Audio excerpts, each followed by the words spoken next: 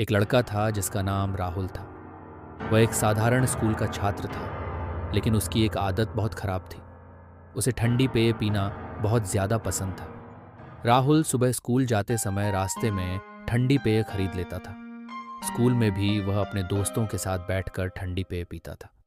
धीरे धीरे यह उसकी रोज़ की आदत बन गई। घर आने के बाद भी वह बार बार फ्रिज खोलता और ठंडी पेय निकाल कर पीता रहता था। उसे घर का खाना उतना पसंद नहीं था, लेकिन ठंडी पेय के बिना उसका मन नहीं लगता था। उसकी माँ उसे बार बार समझाती थी, बेटा इतनी ठंडी पेय मत पिया करो, ये तुम्हारी सेहत के लिए ठीक नहीं है। लेकिन राहुल हमेशा हंसकर उनकी बात टाल देता था और कहता, माँ मुझे कुछ नहीं होगा।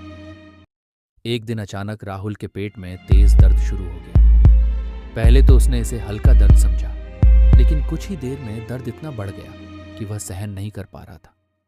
रात होते होते उसकी हालत और खराब हो गई। उसके घर वाले बहुत घबरा गए और तुरंत उसे अस्पताल ले गए।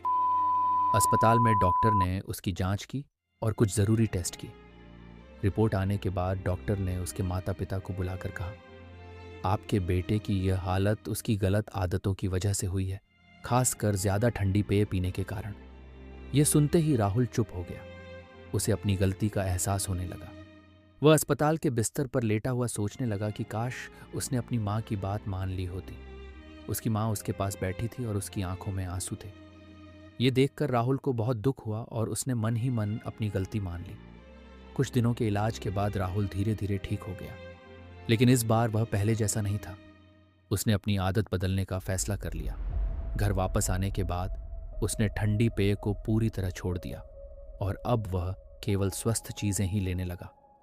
दोस्तों, इस कहानी से हमें यह सीख मिलती है कि एक छोटी सी गलत आदत भी हमारे जीवन में बड़ी परेशानी ला सकती है। इसलिए समय रहते अपनी आदतों को सुधारें और अपनी सेहत का ध्यान रखें।